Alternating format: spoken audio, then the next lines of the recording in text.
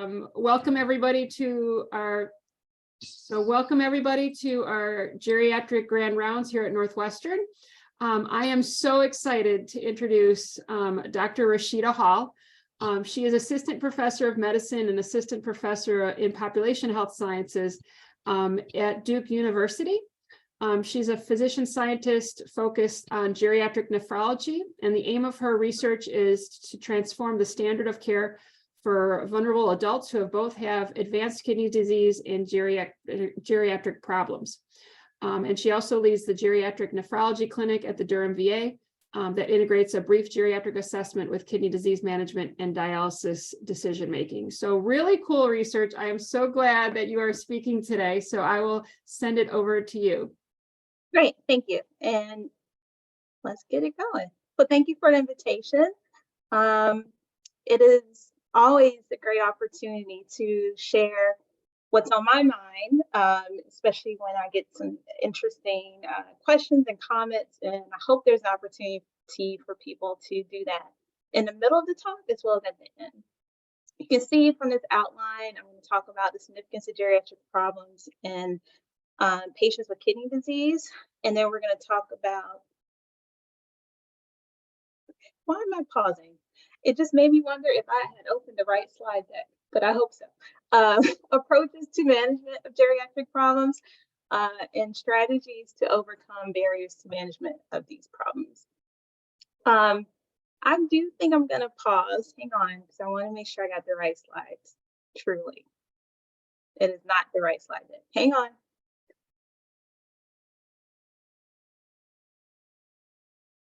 And I'll just stop sharing.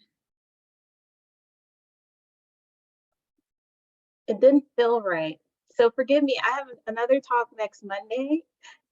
This is the right slide deck.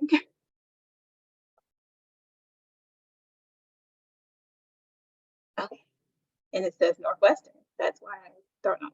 Okay, so we're gonna talk about the burden of geriatric problems in kidney disease, approaches to managing geriatric problems in the CKD clinic, and then talk about some of my research that is leading to design of a dialysis geriatric care model.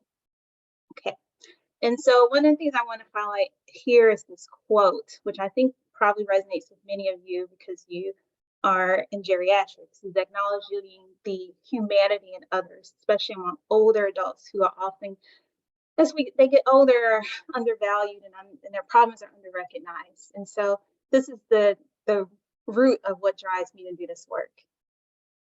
So let's talk about the geriatric problems. This first slide highlights that geriatric problems tend to increase as CKD progresses. And you can see that here we're looking at numbers of problems. And if you correspond that with the GFR declining, you can see more problems. More individuals may have 3 to 6 geriatric problems when their GFR is less than 45, and if their GFR is greater than 60. So as one takeaway, you may see more problems in your patients with CKD, and also in our dialysis population, geriatric problems appear to have more of a burden among older adults who are receiving dialysis compared to older adults without kidney failure. And you can see that through these numbers here on falls, cognitive impairment, frailty, as well as polypharmacy, just to name a few. And really, it's not just in our older patients. We do see frailty, as we know, as a geriatric syndrome, is common across all ages of individuals receiving dialysis. So you can see in this one study, about 35% of patients who are under age 65 met the freed frailty criteria. And because frailty is so common, and it is a geriatric syndrome that can lead to many other geriatric problems, we do have to wonder, what is it about kidney disease? Does advanced kidney disease overlap with frailty? I think this is something if we had a little bit more clarity on, we would embrace it, right? Because right now I think we often think of these as two separate things. However, as you can see from this next slide, there is already evidence that kidney disease is considered a form of accelerated aging just by in terms of the uremic toxins that is unique to kidney failure compared to any other condition that appear to have some role in developing premature aging, shorter telomeres, cellular senescence, all those things that we know on those who are doing geroscience. And so what we need to understand in a lot of ways is what exactly is driving this and if there's opportunities for reversal, especially when we see what can be a ripple effect of frailty to other geriatric problems in this population. Not only that, many of these patients have multiple comorbid conditions, and we know that comorbidities are often associated with having more geriatric problems. As you can see here, 35% of patients with CKD have at least 3 comorbid conditions compared to 5% of patients without CKD. And we already know what those are: coronary artery disease, diabetes, hypertension, vascular disease, maybe even cancers too. And so we recognize that this is a population with multimorbidity, and likely these factors are playing a role in their functional decline. So I made this figure about 5 or 6 years ago for a manuscript, and I pointed out it's what might be unique for the patients on dialysis, but maybe not. But in particular, we know that once someone's receiving dialysis, their physical activity, if not already low, may also decline because dialysis requires them to sit. There's kind of an increased sedentary time in those patients. And when you add that on top of the comorbidity burden that we just discussed, which can contribute to frailty and other geriatric problems and physical disability, then we are tending to see functional decline in this population. There's plenty of risk factors for that among patients with advanced kidney disease or already receiving dialysis. And so we know all this, we have all the data, but one thing that's clear is that there hasn't been much in the way of intervention for these patients. There's been tons of papers, observational data, but what can we do about it? So the conceptual framework for my research agenda to date has been to really get towards improving quality of life and outcomes in these vulnerable older adults. And because of my influence here at Duke with the Pepper Center, my mentor is a person, a lot of my work has been in managing geriatric problems. But I recognize that there are ways that this is going to feed into how we do nephrology care, and there could be some crosstalk. But for this presentation, we're going to be talking a lot about managing geriatric problems. Not that you guys don't know how to do that. However, I think from the perspective of how we do that in the kidney clinic. And to the point at the top of this talk, we're talking about building capacity for managing geriatric problems in patients with kidney disease, because there are barriers to managing geriatric problems. I know that many of you are familiar with the amount of time it can take if we did a formal comprehensive geriatric assessment, the personnel that would be needed for that. And I acknowledge geriatrics is constrained. It's not the largest workforce of clinicians. And as such, we can't send all of our kidney patients to as referral to geriatrics. And other barriers, as I listed here, approach has to do with not having a clear way of managing geriatric problems. Currently, it's not in our guidelines. It's not like a checklist that is taught or trained or part of fellowship training. And then regarding evidence, we definitely could use some really strong evidence demonstrating the value of managing geriatric problems in this population. I mean, we all probably believe it's useful and important, but I think the evidence is going to be key for really broad dissemination and implementation. So the next few slides, I'm going to be looking at some novel approaches to addressing these barriers. This is a study that describes a quality improvement program based in the UK. And in this program, they were providing geriatric assessment, but first patients had to have a frailty screening. I think they used the clinical frailty scale, and they were frail, and the patient went on to have a geriatric assessment. But here, they had an occupational therapist do it. And then they had a multidisciplinary team that worked together to develop the kind of management plan. So that's one way, and I'm sure you guys probably know many other approaches. But one key thing here is that these patients had a number of geriatric problems, at least 3 of them in this octogenarian cohort. Here's another example, a personal one, a project that I did, we wrote up, myself and Barrett Bowling, when he was at the Atlanta VA, and I was here at the Durham VA at Duke with me. So we had 2 different models of care, and his, as a geriatrician, his was CGA for CKD. And so you could resonate with this perhaps. What he did was develop a template that was part of this CPRS in the VA. And in this template, the nurses would complete these items during triage, so when the patient showed up for their CKD appointment. And because he was around, he could look at the data that was coming in and kind of curbside a patient if something looked unclear or he was concerned about a finding. And then he could also go to the nephrologist who was in the clinic and tell them about their normal findings from the triage and from his own assessment. And so this was one approach. And then our approach that still is in existence at the Durham VA is called Renal Silver. And so our geriatric assessment then involved ADLs, falls, mobility, and cognition. So a little different from what Barrett did because he included incontinence and frailty. And so to do Renal Silver clinic, I luckily had these long appointments. We luckily have an advanced practice provider in our CKD clinic who also has a certification in geriatrics and gerontology. And so together we've been kind of manning this clinic. So you can see there's different approaches.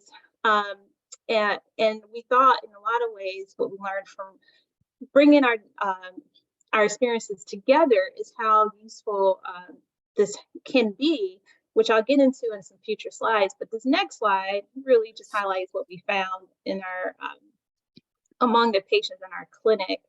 In particular, you can see we looked at ADLs, falls, impaired mobility, and cognitive impairment. Just across the board, they were common in both clinics. And so they're common, but everyone's not usually assessing them. And if the patients don't also have a geriatrician, we definitely are not finding geriatric problems enough. So Renal Silver has evolved. We now, instead of what was my original approach, where I would tell my colleagues, well, if you think there's someone that would benefit from seeing me, we create a little more structure, particular to limiting patients with GFRs less than 30, which I think actually was part of the original. But clearly what we wanted to do was use the life-space mobility as a way to kind of pre-screen for individuals who may have additional geriatric problems. As you can, you guys may be familiar already with life-space mobility. Those questions are here. You have to eat what you're given before you start something else. That's good. Hey, Katie, I don't know if you noticed, but you're not muted. Oh, sorry. No problem. This is my segue. I think I have a few slides here for those of you who don't do research and just could use a little tidbits about patients with kidney disease. I just wanted to add some of these clinical slides in. So briefly, when do you refer your patients to nephrology? This is from my 2012 CKD guidelines. And by the way, we're updating them this year.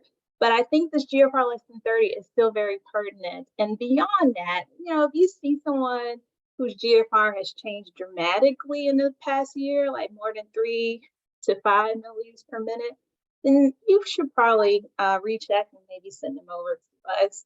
And I'll say one caveat though, if you guys had a change in how GFR is being reported, like there's a new CKD equation, you're gonna see a big drop because of that alone. So that's one caution. We don't want to be distracted by that. These other factors here around proteinuria and having refractory or resistant hypertension, those are things we are experts in. If you have patients with hypo or hyperkalemia, I know it's kind of something that feels uncomfortable, but we always handle that nicely. So just that point. And then I want to talk about co-management, because from my experience, even with renal silver, I am co-managing with some geriatric clinicians. And so one of the things that is clear to me is what I bring to the table and what geriatrics brings to the table. So here, I think geriatrics really provides some clarity. In their notes, I noticed discussion of what patients' preferences are. You guys have your geriatric assessments and sense of functional status and their social context and extent of social support. And meanwhile, what we bring to the table is a little more clarity on how severe someone's kidney disease is. We can help manage the labs and their blood pressure and be very active in that. And then also very clear on when someone actually should start dialysis and making steps towards that.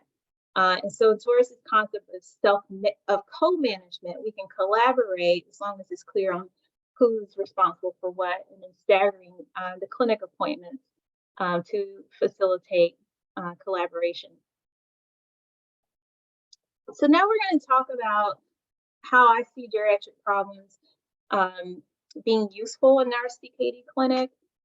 So in these two columns, there's one thing about CKD self-management. I think you guys would probably relate, right? So if someone's having problems with cognition, mobility, or any functional impairment, it's going to be hard for them to manage their medications, do the things that we're asking them to do. In a typical CKD appointment, we can be doubling someone's furosemide. So can that patient really do that on their own? We really rely on blood pressure checks at home. And that also would potentially be a barrier for some patients. And so those things I find useful to uncover. So then we can figure out what can we do instead. Do we need a family member to come in? Is this time for home health or Meals on Wheels or something to that effect? And then on this last column, how do these geriatric problems impact dialysis decision making? And so I think this is the part that is so key that many of my colleagues may be missing out on, is being able to get a sense for whether the patient even has capacity to make decisions on their own, and that we can actually acknowledge that someone with cognitive impairment and with behavioral disturbances probably isn't safe in dialysis, and we shouldn't be offering dialysis to that patient. And then beneath there, thinking about functional status, when we have these conversations, it's useful to say there's likely a chance that your physical function, what you're able to do, can worsen after starting dialysis. There's studies that demonstrate that. And so that could be useful for the patient in the shared decision-making conversation, along with understanding, what matters most to them. Is it living as long as possible or quality of life? And we recognize that often as patients lose independence, what they view as most important is going to change. And so these are things I think definitely are helpful for us in our nephrology settings. All right, so these next two slides are all about how I have used functional status to inform dialysis decision making. Again, I think this is more on the clinical end and hopefully can be helpful for you guys. This may not be new information. This table, I believe, is from Assessing Care of Vulnerable Elders, where individuals can be put into 3 buckets: healthy, vulnerable, or frail. So I modified this to help us guide dialysis decision making. So if someone's frail, they are not an optimal dialysis candidate. Dialysis is a stress test. It is often very hard on the body. And so I think for those individuals, we should think twice about starting dialysis. Even if most patients who do start dialysis would be considered vulnerable, basically, maybe pre-frail, maybe have a little ADL dependence. And this might be the typical person. And we have to be aware of that, because things could change over time. And that's where geriatric assessment dialysis can be useful, because we can reassess and intervene where needed, and also revisit whether dialysis is still an ideal form of therapy for those patients. And I'll just say, this healthy, optimal person, it'd be nice if they can just get a transplant, ideally. But usually some of these vulnerable and frail patients aren't even transplant candidates. So let's talk about conservative management. Another practical clinical topic I wanted to throw in here is because many patients don't get any conversation about conservative kidney management as an option when their GFR declines. So it may be useful for some of you to discuss this with some of the patients you see. One of the key differences when you talk about conservative kidney management is the amount of time someone will spend in the healthcare system. You can imagine with most patients, I think it's about 90 to 93% of older adults when they start dialysis or starting hemodialysis, they're spending at least 3 days a week, about 5 to 6 hours a day at the dialysis clinic. We recognize what happens afterwards. There can be a lot of fatigue and recovery time. In contrast, someone who's receiving conservative kidney management may only come to clinic 1, 2, or 3 month intervals. And so there's a lot different exposure to the healthcare system. Another key thing here is hemodialysis. You have the access, which comes with complications. And so there can be those additional encounters in the healthcare system for access procedures and hospitalizations for access-related infections. Another key thing is that for dialysis, we unfortunately still focus on our labs and survival, and there's not a lot of time for a holistic view of the patient and discussing their quality of life and symptom control. And so those are, I think, are key differences that you could walk away with. Now, I did not include this other slide, but there is some data that survival can be about the same for someone who starts conservative kidney management versus someone who starts dialysis, especially if someone's already frail and has several comorbidities. We never have a clinical trial on that, so we really are going to be relying on observational data, which often has bias in who chooses conservative management or dialysis. So we'll take what we get there. And last, when we're thinking about likelihood of starting dialysis versus death, I wanted to include this because this may be also helpful for you when it comes to conversations with your patients, because some patients, even if their GFRs are low, somewhere in the 20s here, right? If they're over 70, 64, 75 years of age, their risk of death may be a lot higher than a risk of starting dialysis. So there may not be a need of mentioning dialysis to your patient at all, recognizing the kind of angst dialysis can bring to patients even to discuss it. And in some ways, these are patients who may also not need to be referred to us, especially they have many other comorbidities, and we may be starting to talk about transitioning to hospice or palliative care. We recognize that the kidneys may not be the main driver here of someone's eventual demise. Okay, 20 minutes in. All right. So I actually have the next slide is the question I really would like anyone to chime in, please. So what are the challenges of managing geriatric problems in patients receiving dialysis? Your personal experience, I'd love to hear. Yeah, the fluid changes happen so rapidly and people get very lightheaded. Mm-hmm. And so then that's the causing falls. Is that what you're getting at? Exactly. And they're so weak sometimes when they come back from dialysis, especially if they're in the nursing home and they go back and forth and then they get dialysis and they come back super weak. And then they start building up fluid and having shortness of breath. And then it just keeps going in these huge swings. Mm-hmm. Gotcha. Mm-hmm. I agree. I feel like patients don't feel well on dialysis days, and then it's hard to work on like their daily exercises and physical therapy, coordinating all that stuff on the days that they don't have dialysis and are hopefully feeling better can be challenging. I see. Mm-hmm. This isn't really I guess maybe it's a geriatric problem. I don't know, but I found care coordination really hard, especially in the long-term care facilities, because at least here, typically our nephrologists are seeing patients like on site, and for some reason they don't document in the same EMR as we do, or they have a nephrologist that's outside somewhere. And so like I found keeping the medication list correct compared with what the nephrologists think that they're getting can be difficult. And again, just even getting a sense of like, were they able to complete that dialysis session, right? Are they tolerating them? Or am I finding out like a month or two later that they've only been able to get dialysis for an hour every session instead of 3 because they're not tolerating it? Those sorts of challenges. Yes. Yeah. Uh-huh. I hear it. Alice is co-signing. Okay. Great. Thank you for sharing. Because I don't think I've ever asked a geriatrics audience this question. I think the observations are unique because from your perspective, you are trying to manage the patient to get them stronger and address their falls.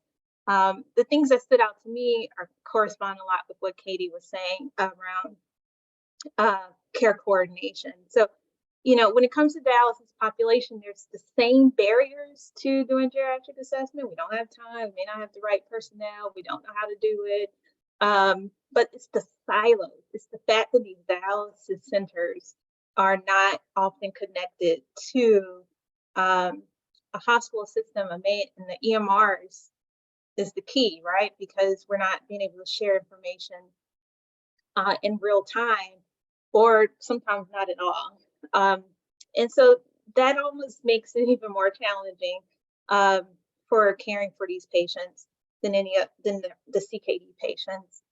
And as I mentioned a brief moment ago, is that what's also different for the dialysis population is that often these older patients this is it. They're not going to transition to transplant. It's kind of like in heart failure, you have LVAD and you can then get the transplant. Like, this is it. There's not often any other option. And so managing life on dialysis in general is a lot for them with respect to psychological issues and coping.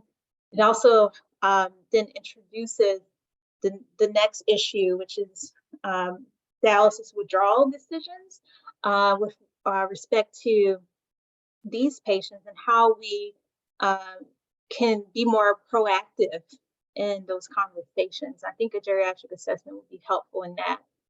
The only other point I had here is that back when end-stage kidney disease became part of Medicare entitlement, there were very few older adults on dialysis back in, I think it was late 1960s. And so we've seen these patients become a larger and larger proportion of the patients in the dialysis clinics.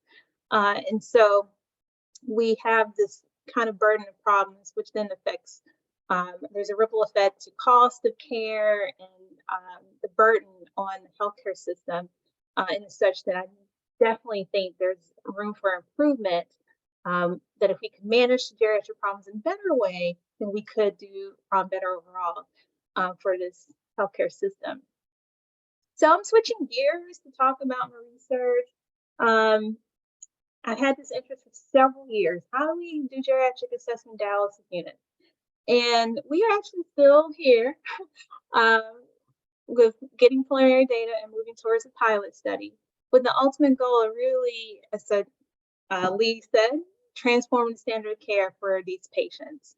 And so for those of you hearkening to the PICO or PICO, however you want to pronounce it, I'm going to walk you through a few studies, in particular related to answering this question, which is how can we design a clinical trial of geriatric assessment in dialysis clinics, starting with the patient's population.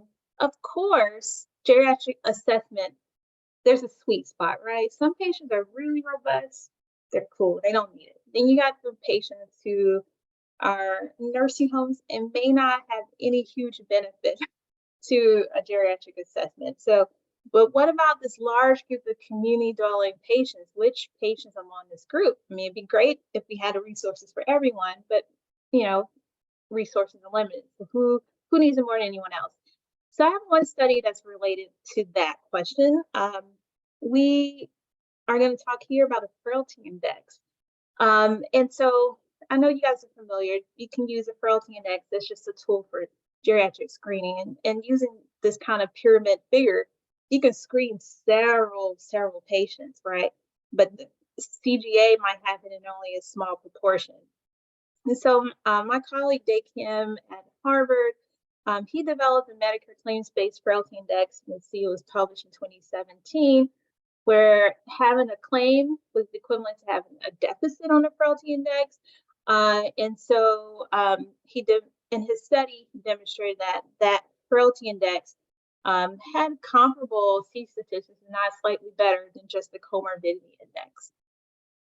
I was taken by that and really wanted to understand what we could do in a dialysis population. So Dae was helpful in us doing this one study where we used USRDS data. That is a registry of dialysis patients with their Medicare claims.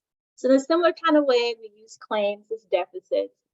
And what we were able to do is to identify 53 deficits and looked at C statistics again. And mine are, in this USRDS population, were not as strong as in his Medicare claims frailty index. However, what we really wanted to do was to actually demonstrate kind of a proof of concept. This can be done for the older dialysis population. A little more about this study. For those of you who are familiar with frailty index, we had the typical kind of curve where none of the patients had all of the deficits. The mean frailty index was 0.3, and I recognize in other studies it's a little bit lower, maybe 0.25 or 0.26, maybe suggesting, as we know, this is a fairly sick population. And I also wanted to show you guys some of the deficits we found. So, in the deficit accumulation index, we're looking at symptom signs, disability, diseases, lab abnormalities. But using Medicare claims, we had tons of diseases. We were able to identify equipment and types of encounters that would fit criteria to be deficits, as well as some disabilities. Unfortunately, we did not have labs, which would be somewhat interesting to look at since nephrology is very lab heavy. And that could be a next iteration. But as I mentioned, this is a proof of concept. And so the implications to me is that in the future, we could have this application for doing this in the dialysis clinics, EMRs, where we could kind of screen and identify those patients who would benefit from a full geriatric assessment. Not only that, the uptake of doing a frailty phenotype in dialysis clinics has been low. It's not very practical. The staff aren't going to do it. So we wanted to really have a measure of frailty in these patients. This is probably a bit more practical. And then more general, it's like before we can actually do this, we need to demonstrate how it would be used and how it would bring benefit. And so that's some future directions for my own work. So now we'll talk about another project, which really does encapsulate the I, C, and the O. So we looked at unmet needs in dialysis patients, how which corresponds with the usual care, and we also looked at appropriate measures. What are things that work to be measured in the dialysis population? And this is a study that was supported through an institutional K award. I call it the Functional Disability and Dialysis Study. And we had prospectively enrolled older adults receiving dialysis. Many of these exclusion criteria were intentional, kind of to the point of finding that sweet spot of having patients who would benefit from geriatric assessment. So we didn't include anyone in hospice and long-term care or with advanced dementia. And these patients were also invited to participate in interviews, and we did focus groups with the dialysis staff. So as you can see here, our cohort had about 37 individuals in the mean age of 70. We had great representation of African-American dialysis patients, considering our location in the South. I want to talk about the geriatric assessment we did. In particular, for a nephrology audience, it's important for me to point out that, hey, we did SPPB and hand grip. It only took us about 10 minutes. And for all these individuals, the 37 patients, we were able to get them to come to dialysis a little bit earlier so we can pull this off. And so that goes to the feasibility of this that often people are skeptical of. And then also we did these other screens during the dialysis session, as you can see here. So with respect to measures, one could be skeptical of whether tools that were developed in the general population are going to be as useful in the dialysis population. And so to think here, we really want to see what was appropriate with respect to, like, when we're going to see floor ceiling effects, we're going to see changes over time. I just want to show this data on gait speed because for those individuals who did come back, see, we had some retention at 3 months and 6 months, and they're included here. We can see that the gait speed for some individuals didn't change, but for others, it looked like it improved and went down, and sometimes it declined and went back up.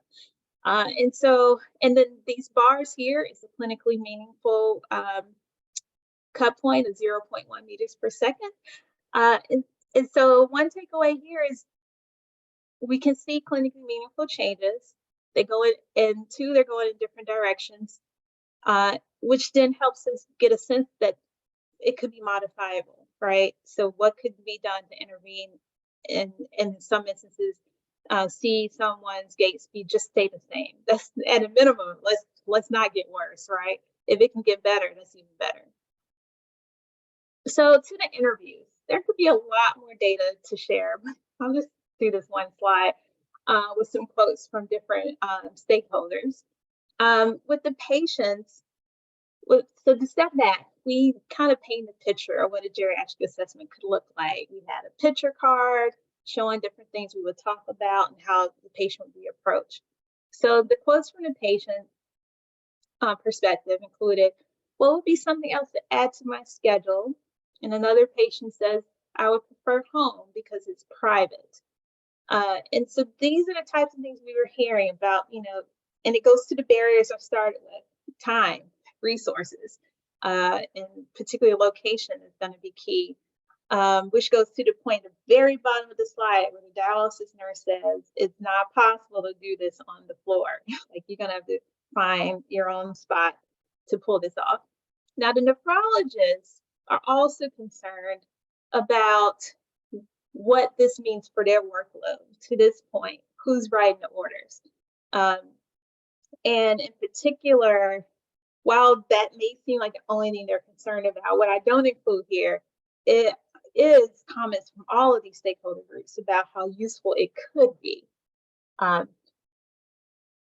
One of the things we also did was talk about, in these interviews, we talked about the lived experiences with geriatric problems and how well communication is among providers. So that's to Katie's point. And so what that led us to is to identify some 4 key themes that really seem to encapsulate what we've discussed so far regarding communication in particular, that every stakeholder group thought it could be improved upon, whether it's patient to provider, provider to provider. It's a key unmet need for the patients. And then beyond that, we look, these others kind of remind you of the M's and the 5 M's, right? So concerns about medications. Am I taking the right dose? Is it going to be harmful? And from the provider perspective, is the patient managing their medications appropriately? Mobility, tons of patients worried about transportation to dialysis, and clinicians who are particularly concerned about not even know how well their patient walks because they never see their patient walking when they walk into the dialysis clinic. They're already in the chair. And the patients primarily really focus on social support with respect to dealing with loss of a patient who they've known in a dialysis clinic, but also things like their ADLs and not feeling like they're getting adequate support for them. And I added these arrows here because they really do feed into each other in the appropriate way. If we can strengthen in one area, it can benefit the others. And so, well, here we are. We have looked at the unmet needs. We've looked at what measures could be used, and then this one way that we can try to address this issue here about doing the full assessment, who's going to do it, is to think about whether the patient can do it. And so I was intrigued by this work by R.T. Curia, who I know is long past, just in 2018. Her work has truly inspired me. And one of these projects I wanted to highlight was a cancer-specific geriatric assessment, where most of these instruments here were completed by patients receiving chemotherapy. I think except for the cognition test, I can't remember, and the timed up and go. And so from what I want to include here from that paper is that they found that patients could actually do this on their own. 78% were able to complete the self-assessment without assistance. 83% say it was easy to use. 90% were satisfied with the length of it. And length meaning took about 27 minutes. And at the high end, 45 minutes for these patients to complete. And as you can see, it covered a lot of different domains. The key ones, cognition and function and social support, were included. So we worked to develop our own screen that patients could complete. It's called the GOAL, Geriatric Screen for Older Dialysis Patients. The GOAL has instruments that coincide with the geriatric 5 M's. And so we've had some patients complete the GOAL now. We have about 26 who have completed it. And we have similar perceptions as far as easy to use and satisfaction with the length of the assessment. But in contrast, only 20% have been able to complete it on their own. I do recognize that we were not enforcing that. So as I present this to you guys today, I know my research coordinator might have taken the easy way out and just collected data. We need to revisit how this is looking for patients. But we are using REDCap, and we're optimistic about this because it really does help us think about how you can do this in a dialysis clinic without too much of a burden on the existing staff who are already busy. When it's a treatment room and everything's kind of on a schedule there. And what can we do to still build capacity for geriatric assessment in this setting?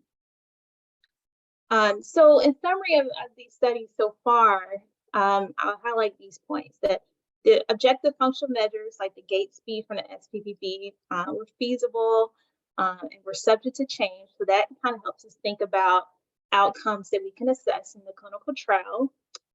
We've talked to stakeholders, patients, their dialysis clinicians, their caregivers. They all find it acceptable and very important. So that's good. But the dialysis team, the key here is they need support from buy-in because they're the clinical team that sees the patients the most. And if we're going to pull this off in dialysis clinic, they need more support. So one solution in part was the GOAL, right? And so that's part of what I'm proposing for a dialysis geriatric care model, that we have the patients complete their assessment on their own. But then what we're adding to this is to have a social worker help the patient prioritize the problems we identify on the GOAL. I've shown you data. Some of these patients are going to have at least 3 problems. And so we want to, at least for the trial setting, be able to identify 1 to 2 to really focus on to generate geriatric recommendations to give to the dialysis team.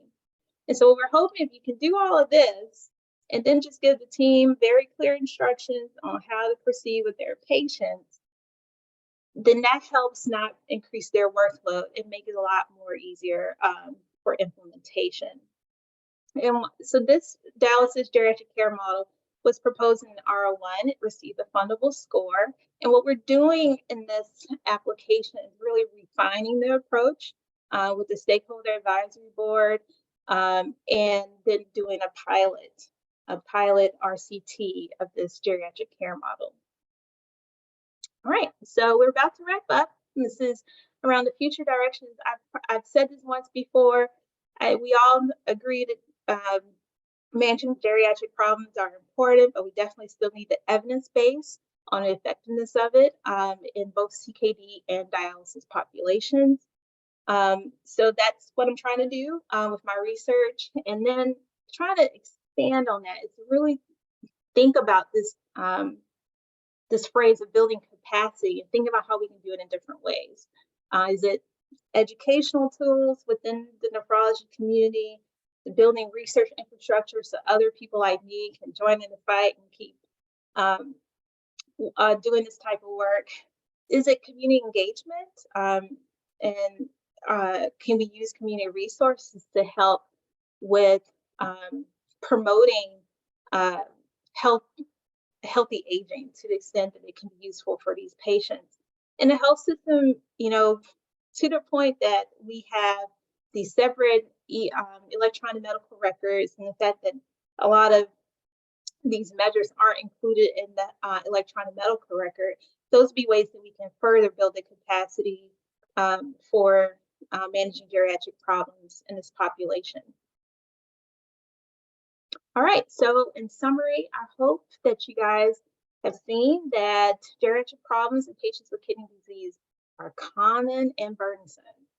And kidney disease may itself increase the risk for geriatric problems. That's an area ripe for research, because if anything, there could be ways to intervene for patients, especially those with CKD, the more advanced CKD and not on to dialysis, or individuals who don't have a lot of geriatric problems yet. What can we do for those individuals? And last, it's just, I hope I demonstrated for you that we can, I think, outside the box, use novel models of care to manage geriatric problems in these patients, and that because of the constraints that we know exist, that's probably going to be the best solution to improve care for these patients. Okay, so I acknowledge my mentors and my team. These are most of the people who work with me on these studies. I'm always forgetting individuals, so there are many others, and this is my current source of funding. So now we can do questions. If you want, this QR code takes you to a survey. Give me feedback. Yay, that was an awesome talk. I love hearing about your research, and anytime I see nephrologists or subspecialists, including geriatric assessment, it just makes me want to go yay. So you've got like a happy audience here. It looks like is there any questions out there?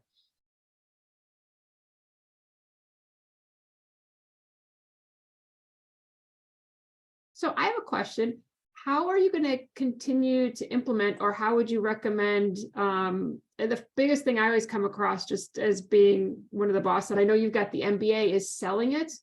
And this is not something that you can always sell because it doesn't really affect length of stay, you know what I'm saying, or readmissions, or things that the health system is always interested in. And not to be rude, but older people are not always the sexiest, do you know what I mean, for, advertisements or anything like that. So what would you recommend on selling it, or how have you been able to kind of keep the implementation going, or what your recommendations are towards that? Let me make sure I understand what you're asking. How do we sell the value of geriatric assessment? Yeah. Oh, okay.